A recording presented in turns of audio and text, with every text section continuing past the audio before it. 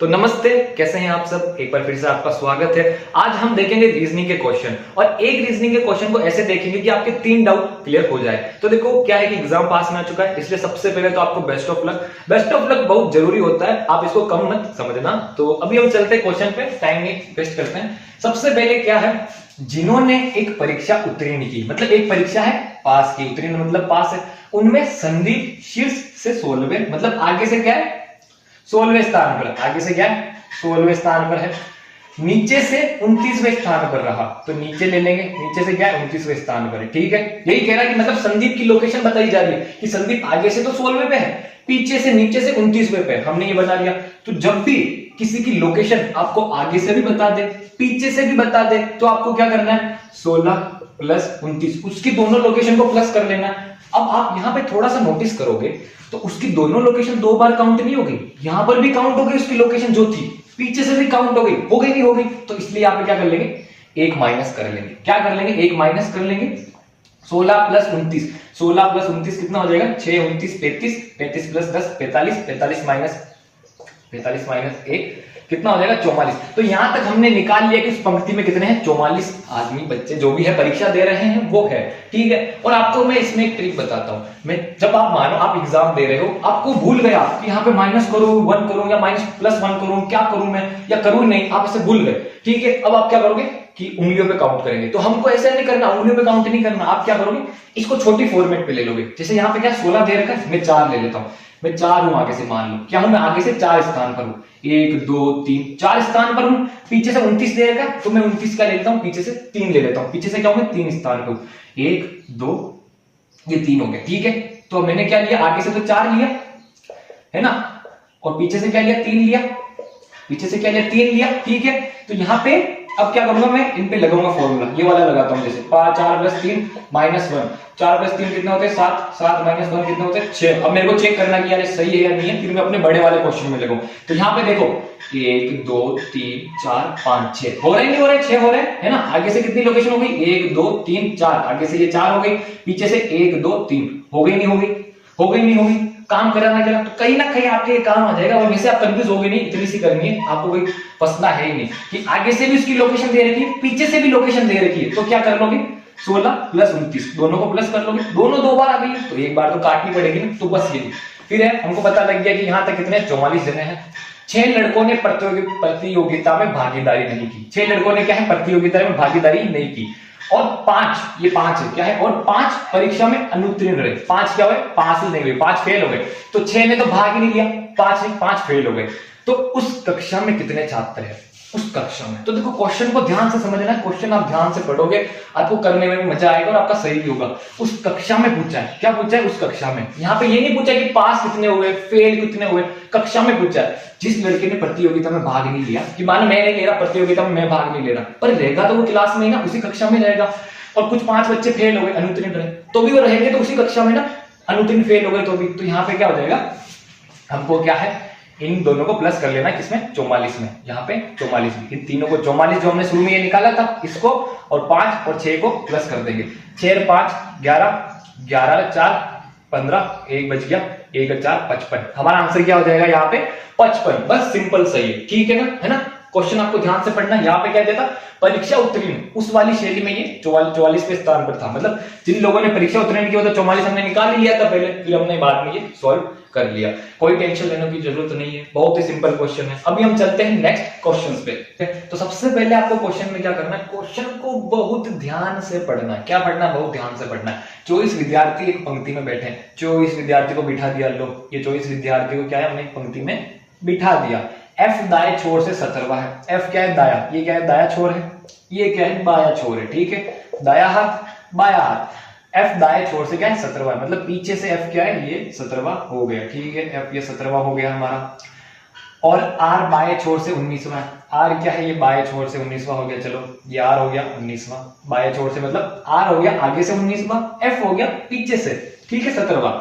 F और R के बीच में कितने विद्यार्थी बैठे हैं। अब इन दोनों के बीच में कितने विद्यार्थी बैठे हैं, तो देखो ये हम कैसे फाइंड कर सकते हैं। आप सोचो कि कैसे फाइंड कर सकते हैं। कैसे फाइंड करेंगे, इसमें से ये माइनस कर लेंगे, जो इसकी आगे की स्थिति है f की, उसमें से r की जो स्थिति है वो आगे से ही है, वैसे इन दोनों को माइनस कर लेंगे, मतलब इन दोनों के बीच में गिन लेंगे, कुछ भी कर लेंगे, मतलब इन दोनों को करने से क्या होगा, हमारा बीच का आ जाएगा। ये क्लियर है ना। तो यहाँ पे सबसे पहले क्या करना पड़ेगा, f की आगे से स्थिति निकालनी पड़ेगी।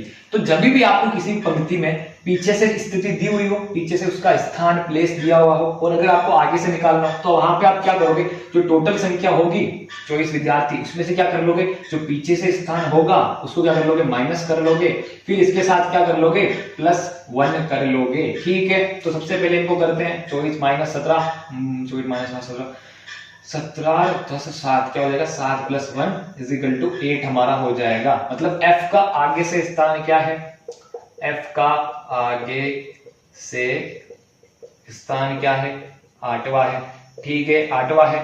ठीक है, अब r क्या है, r आगे से 19वां है, हमको पता ही है r का क्या है, आगे से 19वां है ही है। ठीक है, अब इन दोनों के बीच में फाइंड करना है, तो ये 8वें पे है, ये 19वें पे है, दोनों को माइनस कर लेंगे, दोनों के बीच में बचे हुए होंगे जो आ जाएंगे, तो यहाँ पे क्या करेंगे, r - f, तो r का क्या था, 19वां, f का क्या था, 8वां। ठीक है, और इनमें से एक और माइनस करेंगे, मैं आपको बताऊंगा क्यों माइनस किया यहाँ पे एक और। 19 - 8, 19 - 8 कितना होता है, 11, 11 - 1 क्या होता है, 10 होता है। तो यहाँ पे क्या हो जाएगा, 10 हो जाएगा।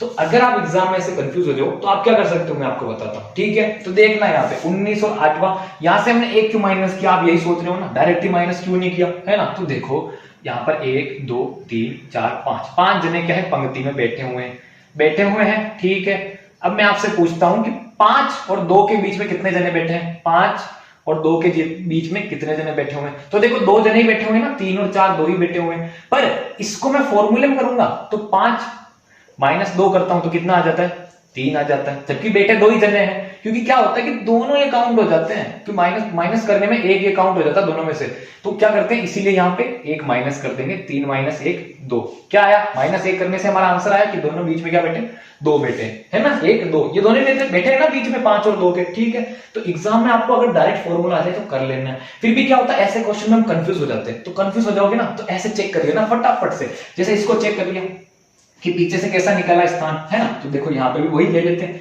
1 ले लिया, 2 ले लिया, 3 ले लिया, 4 ले लिया, 5 ले लिया, ये पांचों यहाँ पे बैठे हैं।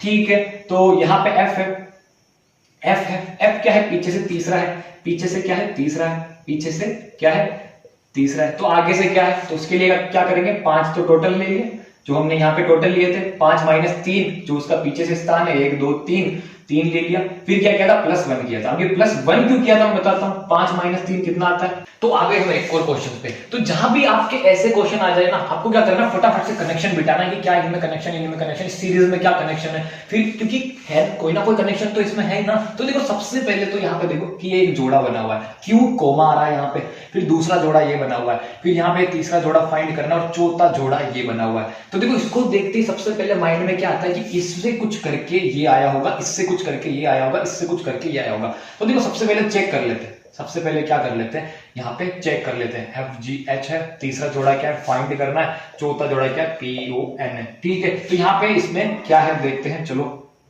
यहाँ पे इसमें से क्या है, कनेक्शन है या नहीं है। तो यहाँ पे A B C D E और F। ठीक है, तो 1 2 3 4 5 प्लस करने में क्या आता है, ये आता है हमारा। ठीक है, फिर C से और G में क्या कनेक्शन है, C में और G में क्या कनेक्शन है, C D E F G 1 2 3 4 plus करने में हमारा क्या आता है, G आता है। ठीक है, फिर यहाँ पे E में और H में क्या कनेक्शन है ना, तो E F G H। ठीक है, तो 1 2 3, ठीक है, 1 2 3 प्लस करने पे क्या है हमारा, H आता है। ठीक है, तो यहाँ पे आप देखो, यहाँ पे अगर आप ध्यान से देखो तो क्या पैटर्न बन रहा है कि A को इसमें कितने में प्लस करना पड़ रहा है, 5 प्लस करने में आ रहा है, C को कितने में आ रहा है, 4 प्लस करने में G आ रहा है, E में कितना प्लस करने में आ रहा है, 3 प्लस करने में आ रहा है। ठीक है, फटाफट से ये हमारे सामने आ गया, ये हमको थोड़ा सा कनेक्शन सही लग रहा है, बिना टाइम गंवाए यहाँ पे ये कनेक्शन बिठाना है। ठीक है, अब यहाँ पे कनेक्शन कैसे बिठाओगे आप, या तो इसमें ये प्लस कर दोगे, ऑप्शन में आ जाएगा तो हो सकता है, या आप इसमें से ये माइनस भी कर सकते हो, कुछ भी कर सकते हो। ठीक है, आपके ऊपर है। तो यहाँ पे FGH, ठीक है,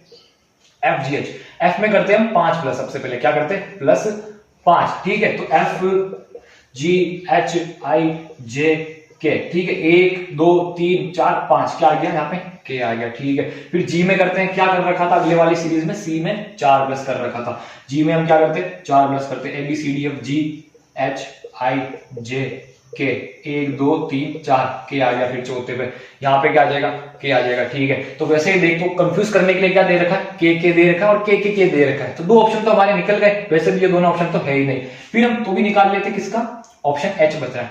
एच में यहाँ पे क्या करना है, लास्ट में हमने क्या किया था 3 किया था, प्लस 3 कर लेंगे, तो यहाँ पे क्या हो जाएगा H ABCDEFG HIJ के 1 2 3 क्या आ गया 3 प्लस करने के बाद के आ गया। तो हमारा ऑप्शन क्या हो गया यहाँ पे के हमारा आंसर हो चुका है यहाँ पे। तो बस यहाँ पे यही करना है आपको। और अभी हम चलते हैं बहुत से नेक्स्ट क्वेश्चंस पे। तो जहां पे ऐसे सीरीज वाले क्वेश्चन आ जाए वहां पे आपको क्या करना है, तो देखो सबसे पहले सीरीज देखते हैं हमारे माइंड में क्या आता है कि इसमें कैसे कनेक्शन होगा। इनमें पहले तो हम यहाँ पे लिख लेते हैं, यहाँ पे ये फाइंड करना है इनमें कैसे कनेक्शन होगा कि इसमें कुछ प्लस हुआ है, इसमें कुछ प्लस हुआ है, इसमें कुछ प्लस हुआ है, इसमें कुछ प्लस हुआ है, तो कोई गलत बात नहीं हो सकता है ऐसे भी। तो सबसे पहले आपको फटाफट से कनेक्शन इनमें बिठाना है। तो यहाँ पे क्या 3 प्लस 8 में क्या है +5 प्लस 8 प्लस 6 में कितने हैं, फिर यहाँ पे क्या होता है -2 हो जाता है, -2 हो गया यहाँ पे। फिर यहाँ पे इसमें क्या हो जाता है 6 प्लस 14 तो 4 प्लस 8 हो जाता है। फिर यहाँ पे तुमको पता ही नहीं है, यहाँ पे हमको पता ही नहीं है। तो यहाँ पे देखो 5 माइनस 3 तो 2 आता है। फिर इसमें कितने प्लस करो 10 प्लस करो तो ये आता है 8 आता है। तो यहाँ पे कोई कनेक्शन बैठता ही नहीं है। तो जब ऐसे ऊट पटांग से कनेक्शन हो ना, कनेक्शन नहीं बैठ रहे हो, तो आपको क्या करना है क्वेश्चन ध्यान से पढ़ लेना है, फटाफट से ध्यान से क्वेश्चन पर नजर डालना, कहीं ना कहीं से कनेक्शन बैठ गया होगा, पूरे क्वेश्चन को ध्यान से पढ़ना है, ठीक है। यहाँ पे हम देखते हैं कि हाँ कुछ हो सकता है, क्या हो सकता है। तो यहाँ पे आप एक चीज देखो, यहाँ पे क्या एक चीज देखो, कभी कभी ऐसे भी पीछे से दिमाग लगा सकते हो, एक छोड़ के दिमाग लगा सकते हो। तो यहाँ पे आप देखो तो 8 और 14 में कितना डिफरेंस है 6 का, है या नहीं है। फिर ये डिफरेंस पता लगते ही ये बात तो ऑब्वियस है कि इन दोनों में भी क्या डिफरेंस है +6 का, ठीक है। यहाँ पे भी एक डिजिट छूट गई थी, यहाँ पे भी एक डिजिट छूट गई थी। तो देखो यहाँ पे थोड़ा थोड़ा कनेक्शन बैठा नहीं बैठा, तो फटाफट से इनको हटो, फटाफट से इन सबको हटो कि हाँ ऐसा कनेक्शन हो सकता है कि 8 + 6 14 आ रहा है, 14 + 6 20 आ रहा है। फिर यहाँ पे करना कि 3 6 में कितना है +3 है क्या, हाँ है। फिर इसने एक छोड़ के किया था तो नीचे भी एक छोड़ के करते हैं, 6 + 3 कितना होता है, 6 + 3 कितना 9 होता है। यहाँ पे क्या 9 आ सकता है क्या,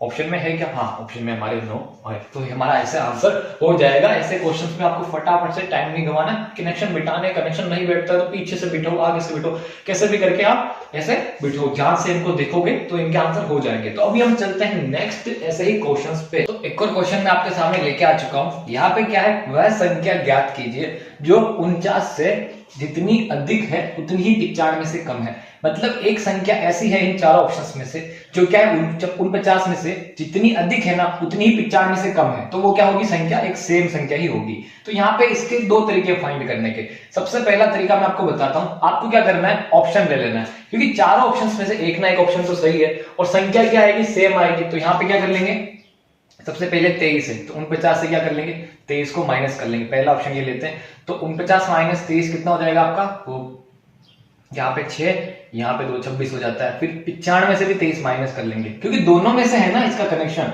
तो 95 - 23 यहाँ पे कितना होगा 2 हो जाएगा, यहाँ पे क्या हो जाएगा 72 हो जाएगा। तो यहाँ पे देखो दोनों अलग आंसर आ गए, जबकि सेम आंसर आना चाहिए था। तो ये ऑप्शन क्या हो जाएगा हमारा गलत हो जाएगा। फिर है अगला 55, तो 55 में से हम क्या करेंगे, अगला 49 हमारा माइनस करेंगे, ठीक है।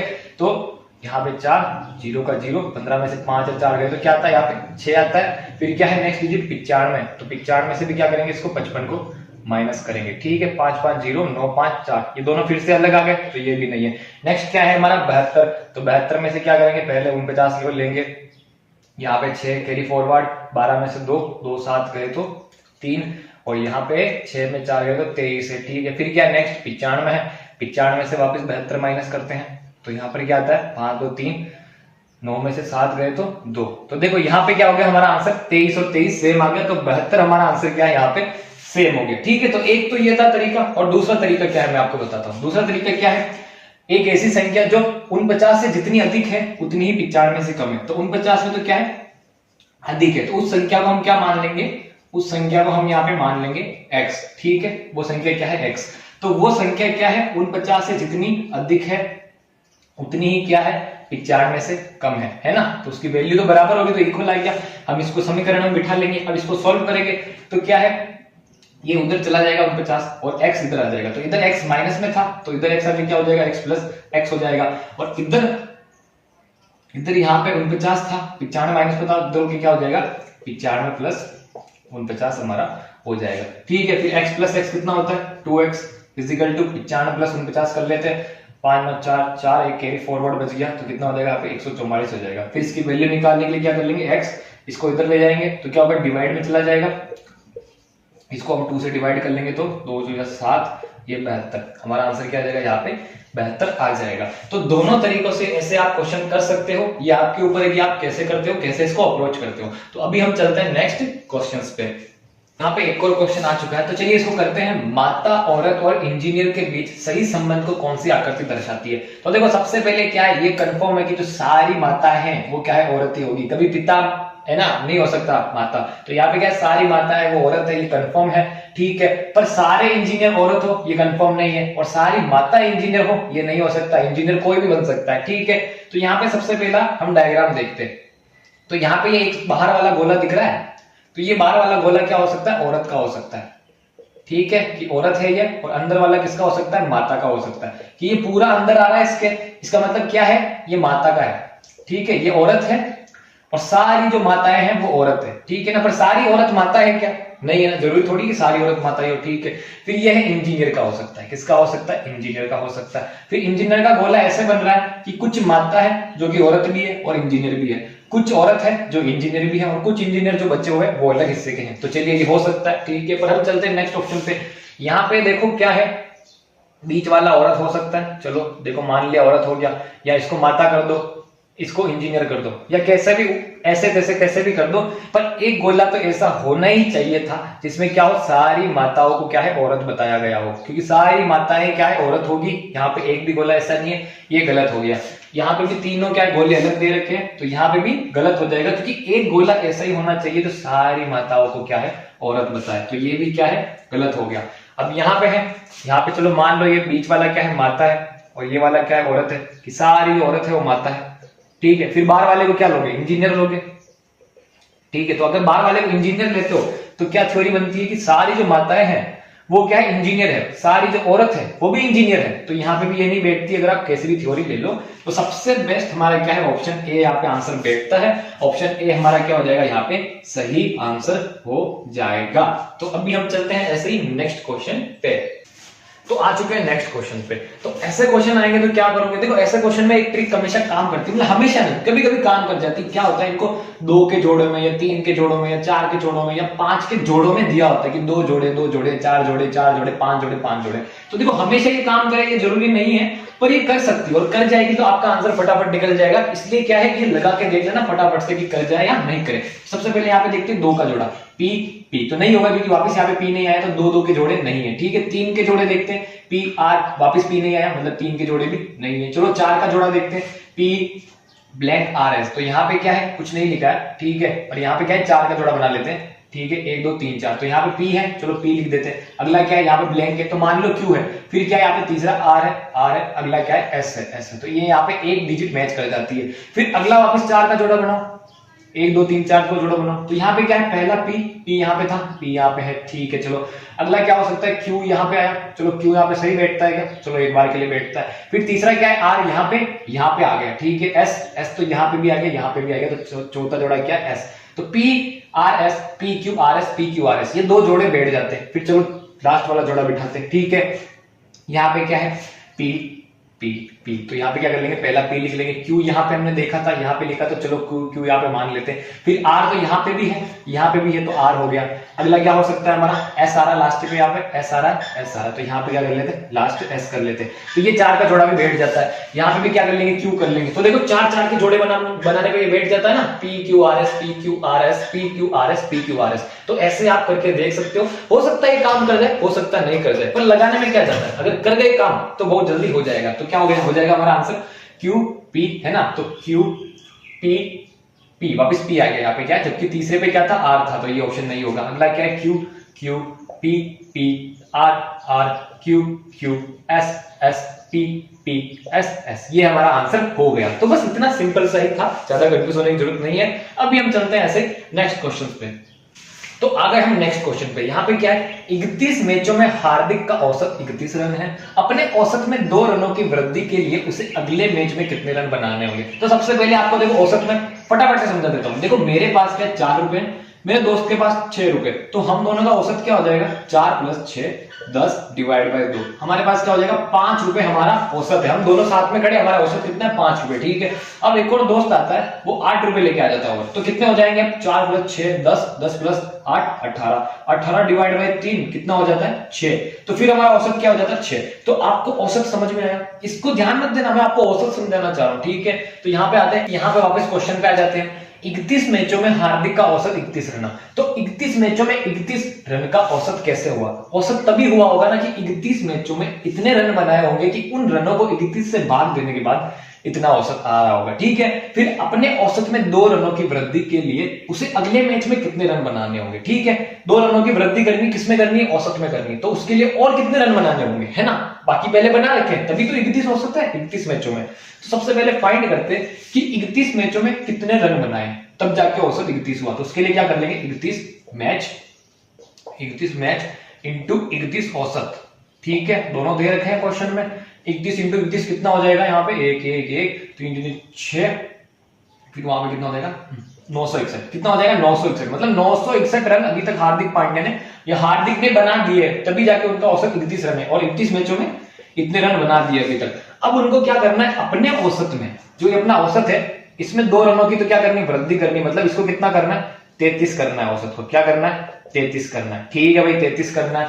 और कब करना है, अगले मैच में करना है, ठीक है। 31 मैच तो अभी तक खेल लिए, और कब करना है 31 मैच में, अगले मैच में करना है। तो अगले मैच तक कितने मैच हो जाएंगे, 31 तो खेल लिए, अगला मैच में 32 मैच हो जाएंगे, ठीक है। 32 मैच में इनको करना है अपना औसत इतना, ठीक है। तो चलो कितने रन चाहिए उसके लिए, इतना औसत करने के लिए कितने रन बनाने पड़ेंगे, वो फाइंड करते हैं। सबसे पहले 32 इंटू 33 कितने हो जाएंगे, 32 इंटू 33 2 3 यहां पे कर लेते 2 3 6 2 3 यहां ऐसे कर लेते, छोड़ो 32 33 3 2 6 3 3 9 3 2 6 3 3 9, यहाँ पे क्या हो जाएगा 6 5 1 1056, कितना आ जाएगा 1056 उनको रन बनाने पड़ेंगे अगले मैच तक। अगले मैच तक इतने रन बनाने पड़ेंगे, जब जाके औसत कितना होगा 33 होगा। तो 961 रन तो बना लिए, 961 रन तो बना लिए, और अब उनको किन पे जाना है 1056 रन पे जाना है। तो क्या कर लेंगे 1056 माइनस 961 कर लेंगे, ठीक है। 6 में से 1 गया तो कितना आ जाएगा 5 आ जाएगा, और 5 में से 6 जाएगा नहीं, इधर से लेंगे कैरी फॉरवर्ड, तो 0 आ जाएगा इधर तो, और 15 में से 6 गया तो 9, है ना। तो हमारा क्या आ जाएगा 95 हमारा आंसर आ जाएगा। मतलब 95 रन हार्दिक को और बनाने हैं अगले मैच में, तब जाके औसत कितना हो जाएगा 33 औसत हो जाएगा। तो हमारा यहाँ पे आंसर क्या हो जाएगा 95 आंसर हो जाएगा। कोई कंफ्यूज होने की जरूरत नहीं, बस इतना सिंपल सा इसका है। तो अभी हम देखते हैं ऐसे ही नेक्स्ट क्वेश्चन। तो आ गए हम नेक्स्ट क्वेश्चन पे, तो चलिए इसको सॉल्व करते हैं। कमला का परिचय देते हुए विमला ने कहा कि वह मेरे पिता की इकलौती पुत्री है। तो बताओ विमला का कमला से क्या संबंध है। तो यहाँ पर क्या है, कमला का परिचय देते हुए विमला ने कहा, विमला क्या है कमला का परिचय दे रही है, और यहाँ पे क्या कह रही है वह मेरे पिता, ये किसके पिता है विमला के पिता, ठीक है। तो इस ब्लड रिलेशन में क्वेश्चन सॉल्व करने की ट्रिक क्या होती है पता है, आप करेक्टर की जगह खुद को ले सकते हो। यहां पे मान लो कि विमला आप खुद हो, है ना। तो विमला ने क्या कहा, विमला ने कहा कि वह मेरे पिता विमला के क्या है पिता। और हमेशा ध्यान रखना, अगर आपसे बड़ा हो, पिता हो, दादा हो, मम्मी हो, परदादा हो, उसको ऊपर लोगे। आपसे छोटा हो, बेटा हो, बेटी हो, भांजा हो, उसको नीचे लोगे। और इसके साथ वाला हो, भाई बहन पति, उसको क्या लोगे यहाँ पे साथ में लोगे, ठीक है। तो यहाँ पे क्या है, वह मेरे पिता, किसके पिता विमला के पिता, विमला के पिता की इकलौती पुत्री, इनके पिता की क्या है इकलौती पुत्री। तो इकलौती पुत्री तो विमला ही होगी ना, विमला तो एक औरत का नाम है। आप सोचो यहाँ पे आपके पिताजी की, मानो आप एक लड़की हो अपने पिताजी की, तो आपके पिता की इकलौती पुत्री कौन हो, आप ही हो, बस जाहिर सी बात है। इसके पिता की इकलौती पुत्री क्या हो जाएगी विमला ही हो जाएगी। फिर विमला की भी क्या है इकलौती पुत्री, जो कि विमला है, की भी इकलौती पुत्री, मतलब इसकी भी क्या है एक पुत्री है इकलौती वो, ठीक है। तो बताओ विमला का कमला से क्या संबंध है, ठीक है। विमला ने क्या कहा, वह मेरे पिता की इकलौती पुत्री है, मतलब विमला का कमला से क्या संबंध है, तो ये कौन है, कमला है, ठीक है। तो अब यहाँ पे विमला का कमला से क्या संबंध है, माँ का संबंध है ना। इस डायग्राम को हम देख के ही बता सकते हैं यहाँ पे क्या संबंध है, माँ का संबंध है, माता का संबंध है। तो ऑप्शन 1 हमारा यहाँ पे आंसर हो जाएगा। उम्मीद करता हूँ कि आपको समझ में आया होगा। अभी हम चलते हैं ऐसे नेक्स्ट और क्वेश्चन आपके सामने मैं लेके आ चुका हूँ। यहाँ पे क्या है, यदि किसी घड़ी में 8:20 हुए तो घंटे एवं मिनट की सुई के बीच कितने डिग्री का कोण बनेगा। तो देखो सबसे पहले क्या है, 8:20 हो रहे हैं, ये ऐसे घड़ी में टाइम होगा। अब इन दोनों के बीच में कितने डिग्री का कोण बन रहा है ये हमें फाइंड करना है। तो ऐसी सिचुएशन में आपको क्या करना है, सिंपल सी बात है, आपको क्या करना है, वहां पे ये फॉर्मूला लगाना है। फॉर्मूला क्या होगा यहाँ पे, H हनुमान महावीर, ठीक है, हनुमान महावीर लिख दिया, ठीक है। महावीर जी के आगे लगा देना आप 11-2, ठीक है, 11-2 लगा दिया। अब महावीर जी के आगे 11-2 लगाया तो हनुमान जी के आगे भी कुछ लगाना पड़ेगा ना। तो हनुमान जी क्या है, तीनों लोगों के देवता है, ठीक है ना, याद रखने की टिक बता रहा हूं। हनुमान जी क्या है, तीनों लोगों के देवता है, 3 लिख दिया, पर 3 थोड़ा क्या 11 से कम लगता है, तो क्या लगा देंगे, 0 लगा देंगे, ठीक है। तो ये हो गया हमारा फॉर्मूला 30h माइनस 11/2m, ये हो गया हमारा पूरा फॉर्मूला। यहाँ पर h की जगह हम रख देंगे ये घंटे वाली वैल्यू, m की जगह रख देंगे ये हमारी मिनट वाली वैल्यू, ठीक है। h का मतलब आवर, m का मतलब मिनट। तो चलिए वैल्यू रखते हैं, यहाँ पे क्या होगा, 30 × 8 माइनस 11/2 × 20, ठीक है। तो यहाँ पे इससे कट जाएगा 10, ठीक है। 11 × 10 कितना हो जाएगा, 110, तो इधर आ जाएगा।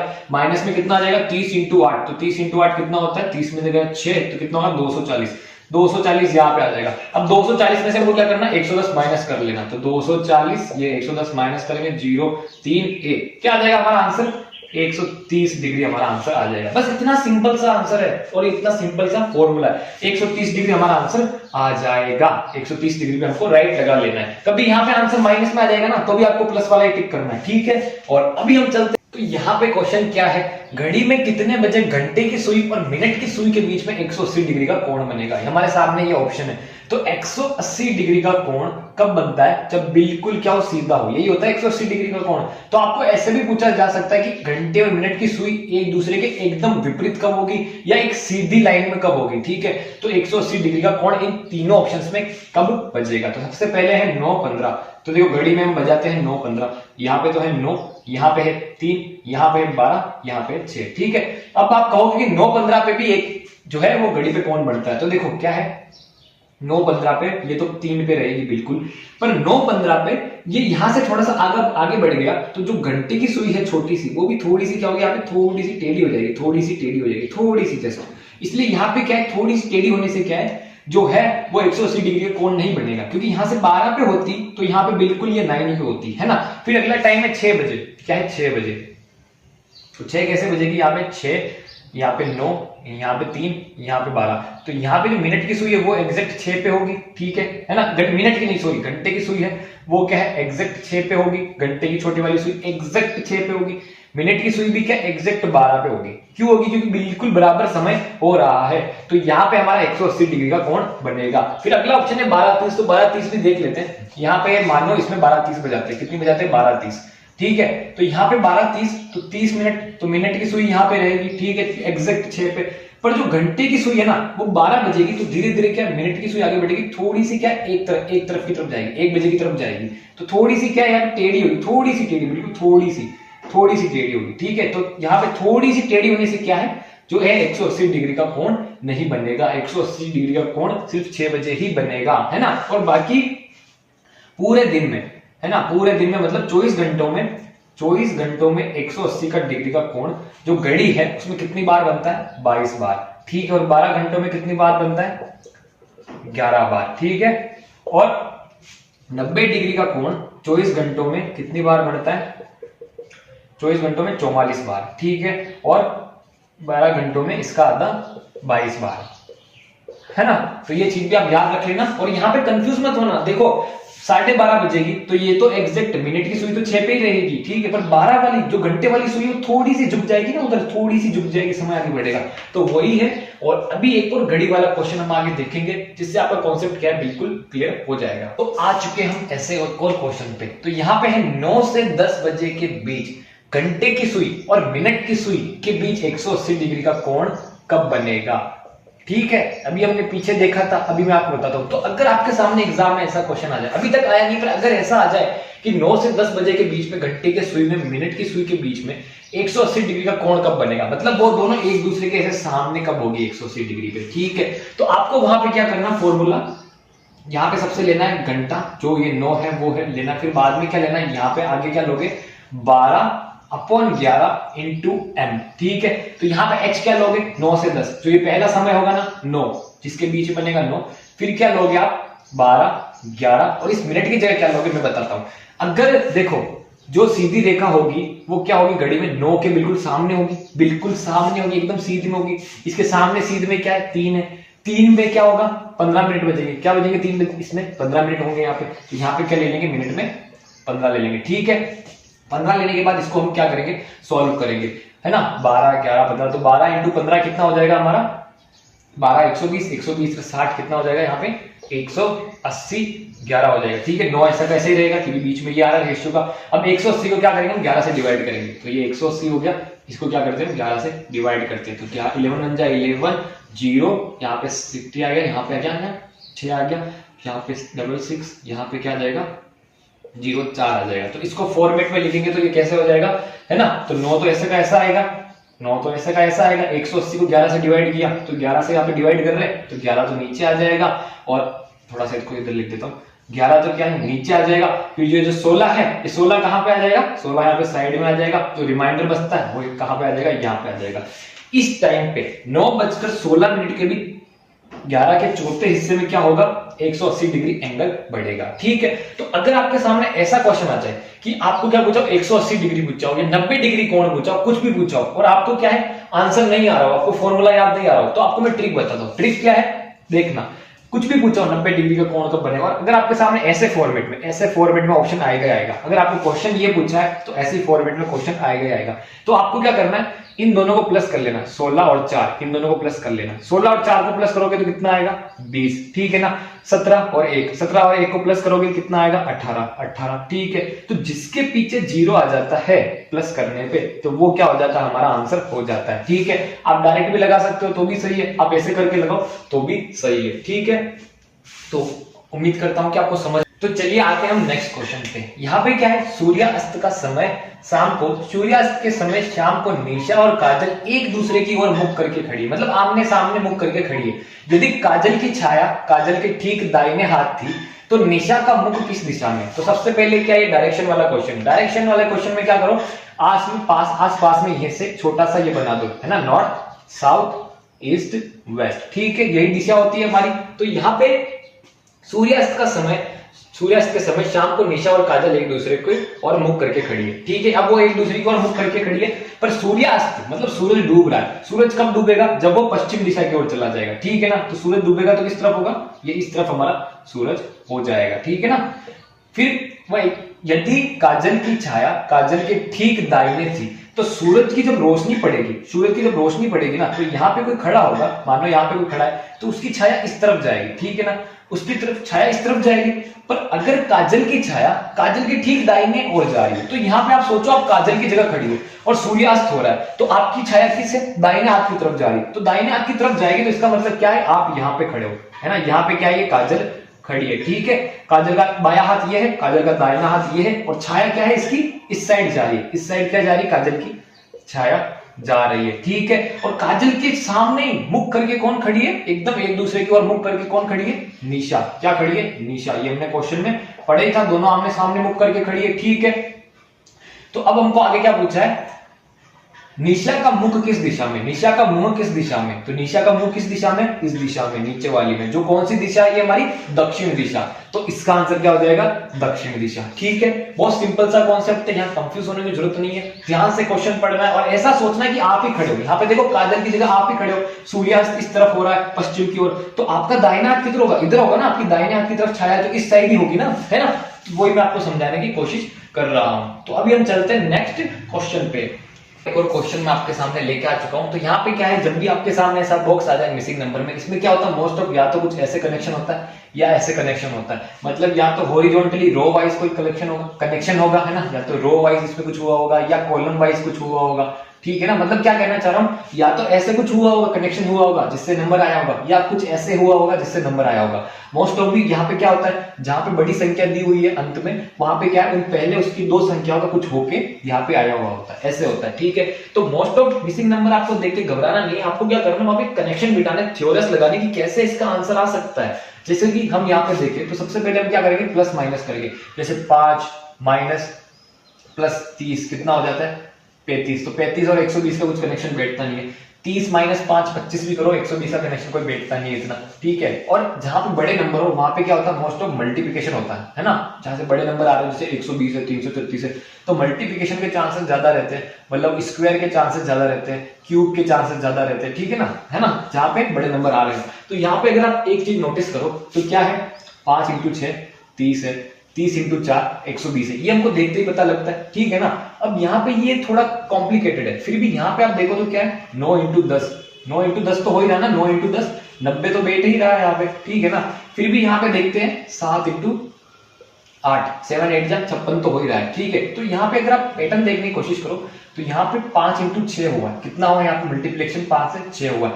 यहाँ पे 7 इंटू 8 हुआ है, 7 इंटू 8 हुआ है मल्टीप्लिकेशन, आप देखो तो यहाँ पे क्या हुआ है, 9 इंटू 10 हुआ है, कितना हुआ है, इंटू 10 हुआ है फर्स्ट में, है ना। तो दो दो नंबर बढ़ते जा रहे हैं। फिर अगर आप यहाँ पे देखो 30 इंटू 4 हुआ है, 30 इंटू 4 120, है ना। अब 56 इंटू 4 करते हैं, 56 इंटू 4 4 6 जा 24, 2 बच गया, और यहाँ पे 224 आता है। ठीक है, इसका मतलब क्या है कि यहाँ पे ये 4 से नहीं हुआ है, यहाँ पे ये भी क्या है, इसके दो नंबर बड़े हैं, और 4 6 से हुआ है। ठीक है, तो अभी 6 से करके देखते हैं 56 को, 56 इंटू 6 6 6 36, 3 बच गए, 6 5 3 336, 336 यहाँ पे आ गया, मतलब हमारा ये कनेक्शन सही था। तो यहाँ पे क्या हुआ है, 9 इंटू 10 90 हुआ है, तो यहाँ पे क्या होगा, 2 बढ़ जाएंगे, यहाँ पे 6 से हुआ तो क्या होगा, 8 से होगा। 90 इंटू 8 कितना होगा, यहाँ पे ऑप्शन में नहीं 720, ये हमारा आंसर हो गया। 90 इंटू 8 कितना होगा, 90 इंटू 8 कितना होगा, 720 होगा, ये आंसर हमारा हो गया। और बस इतना सा ही सिंपल होता है, आपको ज्यादा घबराना नहीं है, अच्छे से देख के करना, आप आंसर निकाल